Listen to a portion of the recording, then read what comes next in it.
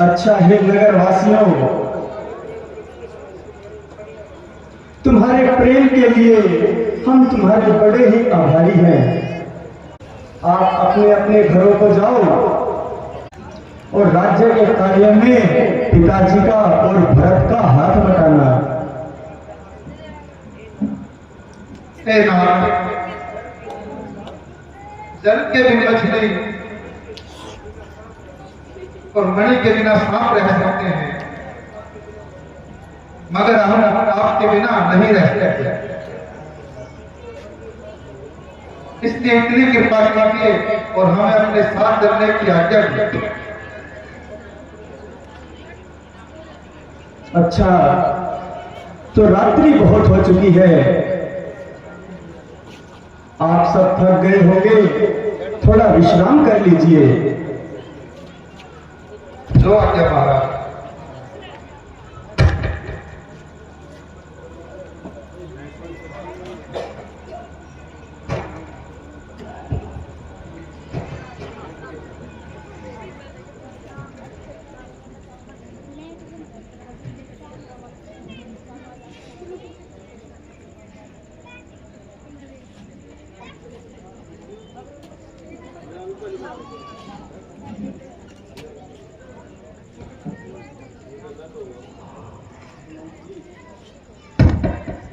सुमन जी, जरा उठिए,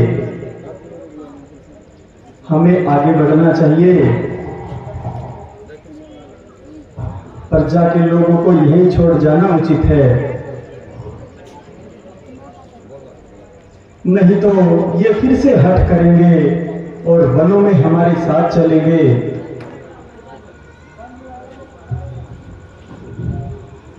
परंतु महाराज, प्रातः काल उठने पर इनको बड़ा दुख होगा। नहीं, यह सब समझ जाएंगे और जब हमें यहां नहीं पाएंगे, ढूंढते ढूंढते निराश होकर वापस अपने घरों पर लौट जाएंगे। चलिए भगवान, चलिए।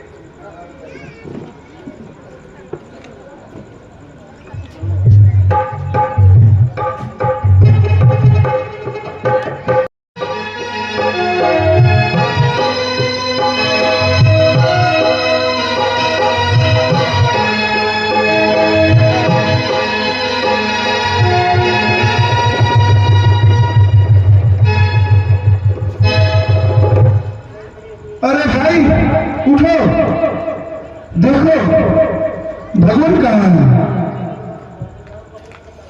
भगवान राम का कुछ पता नहीं। हाय हाय, अन्याय हुआ।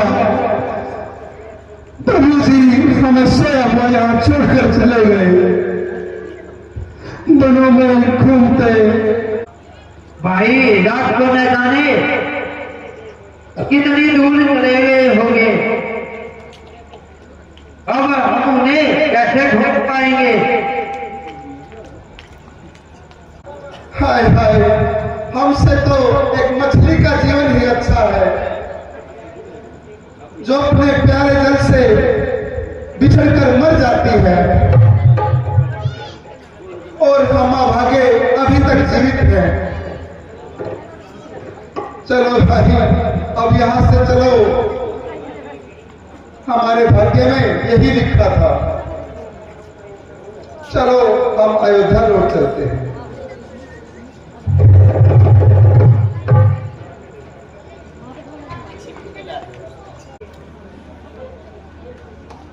भैया लक्ष्मण, तुम जरा जंगलों में जाओ और वड़ का दूध लेकर आओ, जिससे हम अपनी जटाएं बना सकें। जैसी आज्ञा हो भ्राता जी। दूध, वड़ का दूध, क्या जटा बढ़ाई जाएंगी, क्या ताज पहनने वाले शीश पर मुनियों वाली जटा बढ़ाई जाएंगी। ये मैं क्या देख रहा हूं, कहां पृथ्वी पर सोना,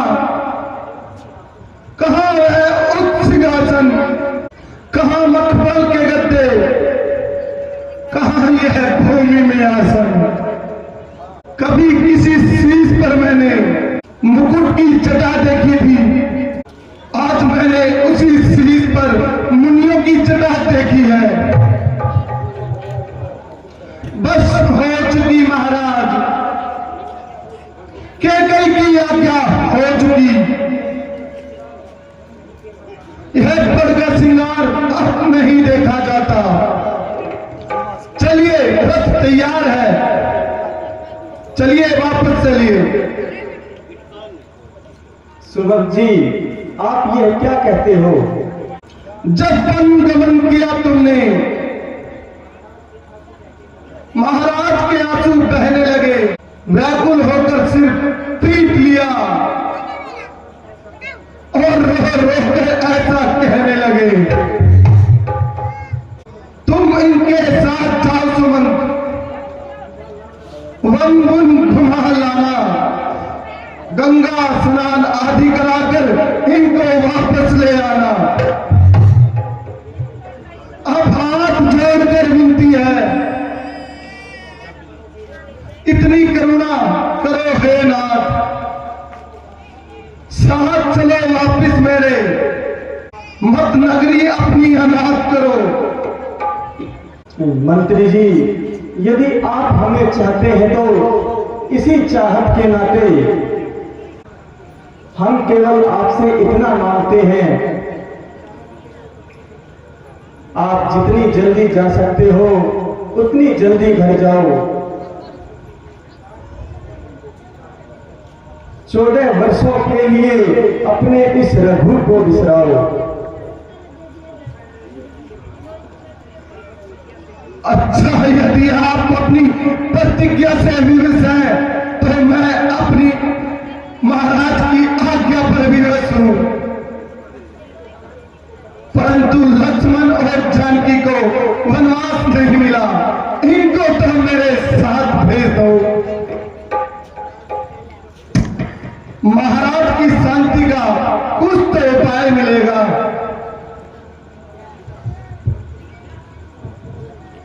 मंत्री जी, सूरज की धूप कभी सूरज से अलग नहीं होती, चांदनी कभी चांद से अलग नहीं होती।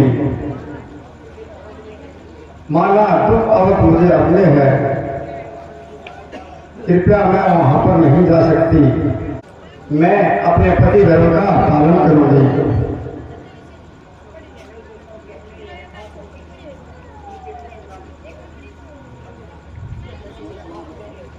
कहना यह बात के कैसे, ठीक है दीपक जला लेना, हम काटे थे हम निकल गए, अब भरत से राज चला लेना। और यह भी कहना क्षमा करे, जैसे भी है हम अर्जन है, हम पर कृपा जो उन्होंने की उसके हम सदा एहसानमंद रहेंगे।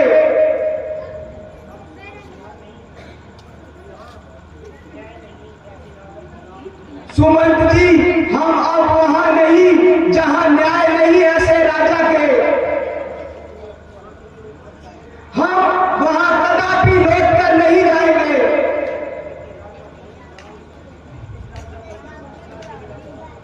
जिस राज्य के राजा भरतलाल और कैकईशीलवती माता, उस राज्य का नाम लेते ही मेरी आंखों में खून उतर आता है। तुम जाकर यही कह देना। प्यारे मंत्री जी, आप लक्ष्मण की बातों पर ध्यान न देना और मेरी तरफ से पिताजी से कहना वो हमारे विरोध में आहें न भरे, इस दुख को शांति से सहन करें। 14 वर्ष तो जल्दी ही बीत जाएंगे और हम फिर अयोध्या लौटकर उनके दर्शन पाएंगे। धिक्कार है हम तुझ पर धिक्कार है। कान सुन रहे हैं, हर मन कह रहा है, बुद्धि सोच रही है। उपाय मुझे क्या करूं, मुझे कुछ समझ नहीं आता। हे विधाता, ऐसे निकट समय में मैं क्या करूं? दिल तड़प उठा, जलने लगी छाती मेरी। हाय हाय, इस घटना से पहले आ जाए मौत मुझे।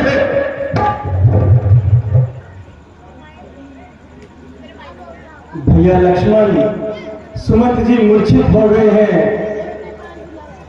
अब हमें आगे चलना चाहिए, नहीं तो इनका दुख हमसे देखा नहीं जाएगा। जैसी आज्ञा हो प्रभु।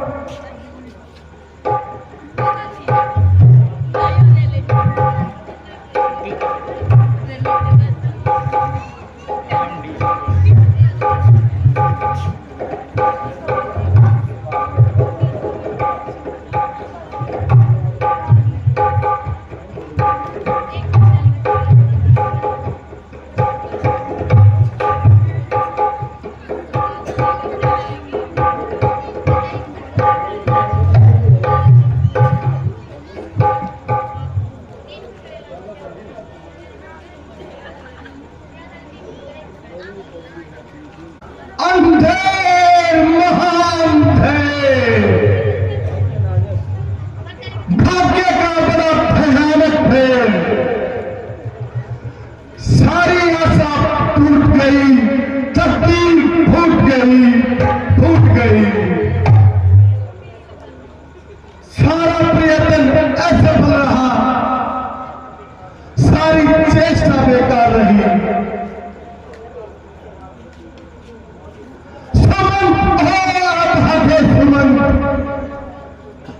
राम के जा रहे हैं,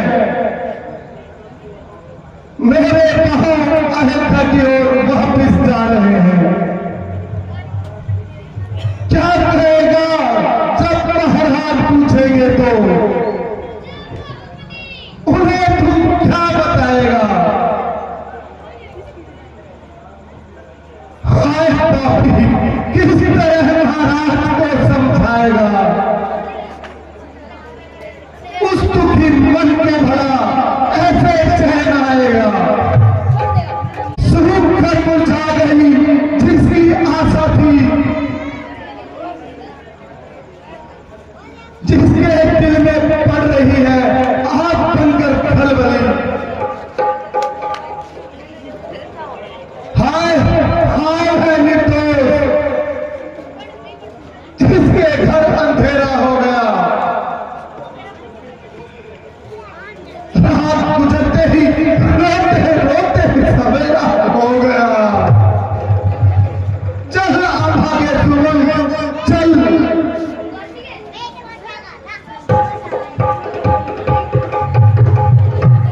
तुम्हारा त्याग करते हैं। विवाह के समय अग्नि को साक्षी मानकर जो हमने तुम्हें वचन दी है वह अब सब महत्व होते हैं। इस लोक में, यह परलोक में मेरा तुम्हारा कोई संबंध नहीं है। आज से तुम विधवा के रूप में जियोगी। मेरी मृत्यु के पश्चात भी तुम्हारे हाथ से मुझे जल भी प्राप्त न हो।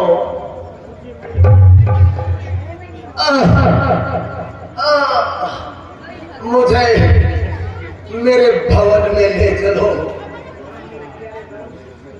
जहां मेरे प्यारे राम की स्मृतियां चारों ओर बिखरी पड़ी है।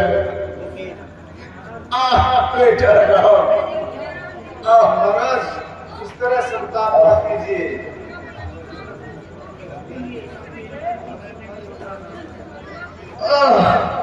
प्रिय, अब मेरा अंतिम समय निकट आ रहा है। प्यारे राम का वियोग मुझे सौंप के आंसू रुला रहा है। अब मुझे यही कहना है, मैंने तुम्हारे साथ जो भी अन्याय किया है,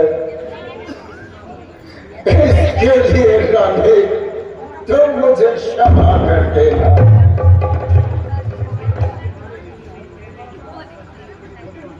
तुम्हारे दिल में मैंने ही कपट का तेज खोपा है। तुम्हारे राम को प्यारी मैंने ही वन को भेजा है। क्या कहने लगे प्राणनाथ? अपने मुख से मुझे ऐसी बातें सुनाकर पाप का भागी ना बनाए।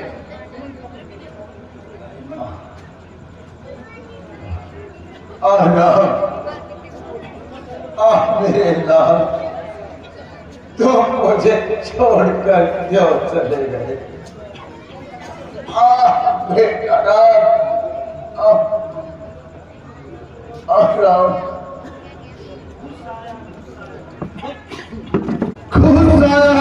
खुश आया है राम तेरी अयोध्या नगरी में, चोर की तरह खुश आया।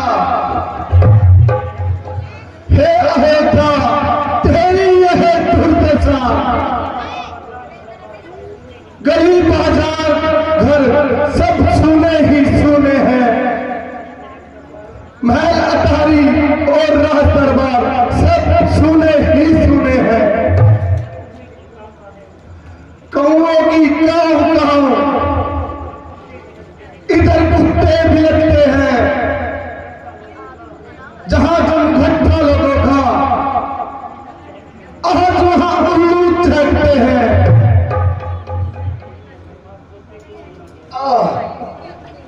समझ जी, क्या आप अकेले ही आ गए? क्या मेरे फुलवारी को वन में ही छोड़कर आ गए? क्या मेरे हंसों की जोड़ी को तुम साथ नहीं लाए?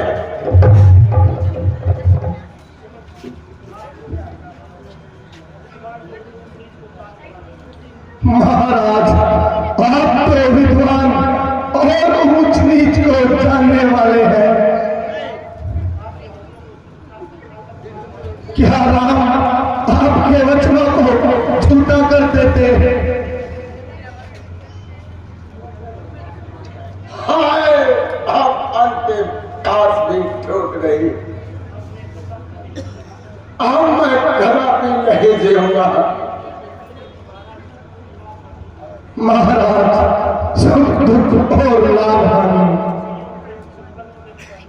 संयोग वियोग सब कर्मों के अनुसार मिलता है। ज्ञानी मनुष्य सब जानता है, इसके विपरीत अज्ञानी होता है। विधाता की गति ताले नहीं चलती। दुनिया में वही ज्ञानी है जो संतुष्ट है ईश्वर की इच्छा में। शोभन जी, क्या उन्होंने चलते बार कुछ भी नहीं कहा? महाराज, राम का स्वभाव सदा की भांति गंभीर था। उनके मुख पर शांति की आभा झलक रही थी।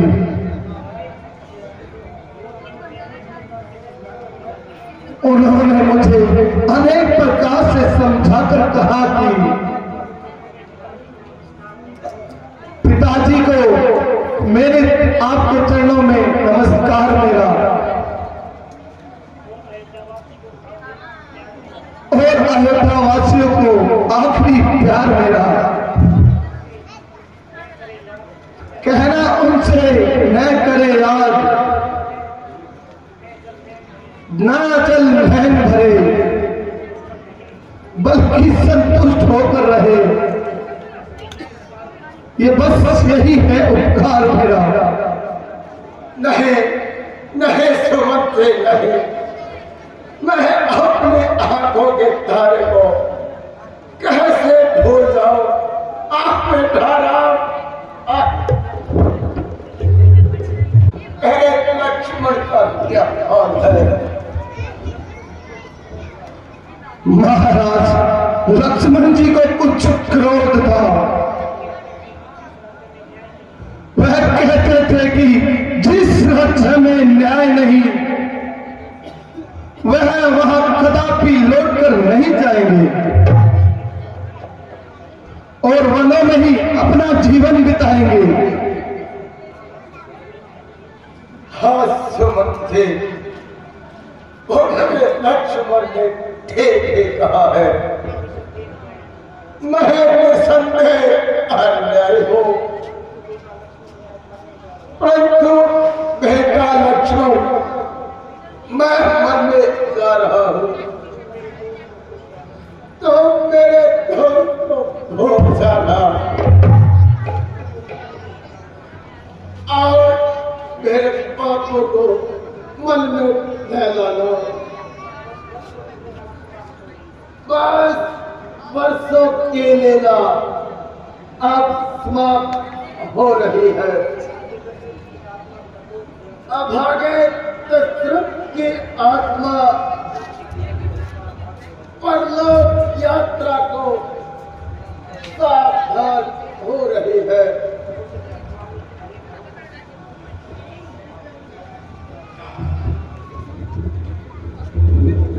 स्वामी धैर्य धरो, होनी बड़ी बलवान है और विधाता की गति महान है। उसके लिखे हुए को कोई नहीं टाल सकता।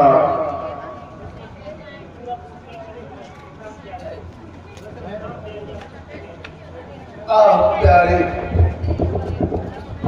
तुम सत्य कह रही हो, होनी बड़ी बलवान है। सुनो कौशल्या, मेरी युवा अवस्था थी। एक दिन शिकार के लिए मैं जंगलों में गया था। नदी से आती आवाज पर मैंने शब्द भेदी बाण चला दिया।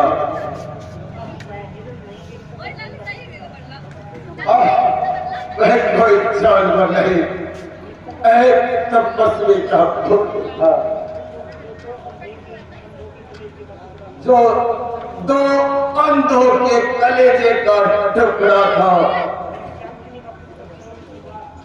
का पुत्र शरवण को मार था। वह नदी पर जल लेने के लिए आया था। मुझे ज्ञात हुआ वह सब भेदी बाण शरवण को मार पर चला था।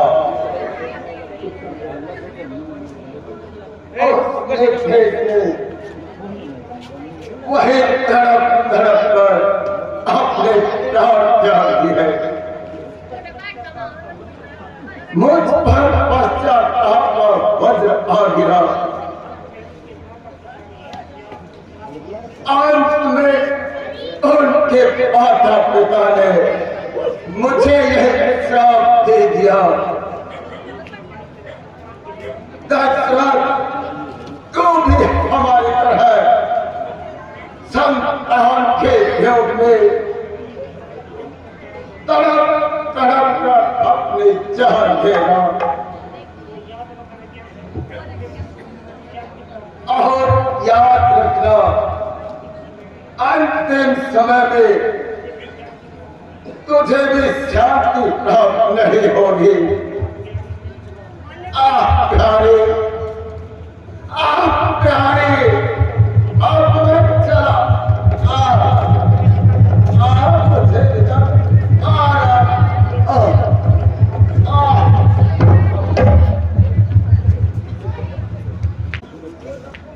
गुरुजी, देखिए महाराज को क्या हुआ।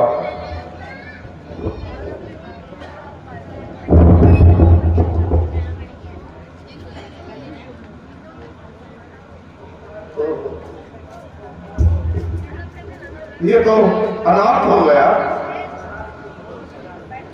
महाराज को सुख सुधार गए। प्राणनाथ,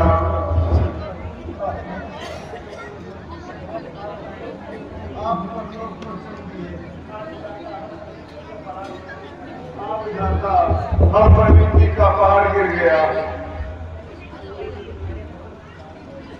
देवी, धैर्य धरो और अधिक उद्यम न करो। रोने से क्या फल मिलता है? ऐसे समय में शांति से ही काम चलता है। अब जितना जल्दी हो सके भरत जी को बुलाने का कार्य करना चाहिए और उनके आने तक महाराज के शरीर को सुरक्षित रखना चाहिए।